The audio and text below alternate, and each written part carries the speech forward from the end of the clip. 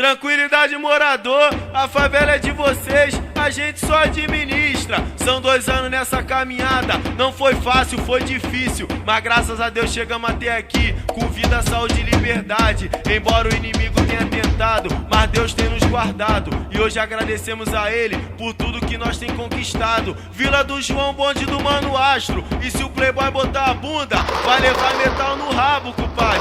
Sem neurose, a gente é bandido, eu vivo crime de verdade. O dia que eu tiver 4 blindado, eu invado até o Iraque, compadre. Sem neurose, sem neurose, sem neurose.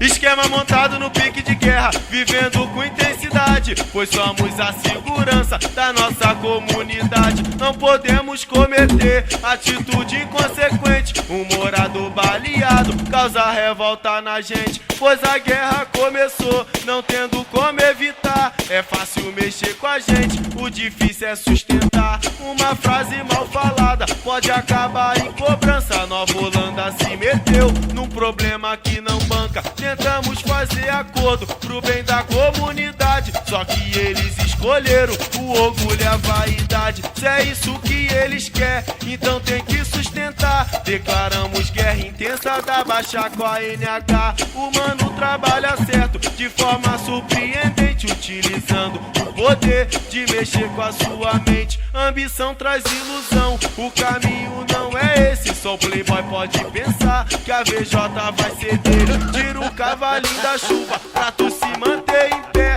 Nem o próprio morador quer Adelaide na maré. Vivo o crime intensamente dentro da realidade. Se eu tiver 4 blindado, eu invado até o Iraque. Não conheço como nada, não quero te enfraquecer, mas tu só é conhecido pelo golpe no Dendê. Você vai se arrepender de cruzar nosso caminho, vai pagar com a própria vida os fuzil do Fernandinho. Empolgado na pedreira, é melhor tu desistir, pois tu não tem condição de fazer guerra no Acari. Deram um baque cheio de medo, mas tiveram muita sorte, só que a gente vai vingar o Major e o 19. O mano deixou bem claro aqui na Vila do João que rasgar o playboy no meio agora é sua missão. Nossa guerra não acabou, vocês vão render pra nós. Astronauta vai pegar o comédia do playboy, astronauta vai pegar o comédia do playboy. Nossa guerra não acabou, vocês vão render pra nós. Astronauta vai pegar o comédia do playboy.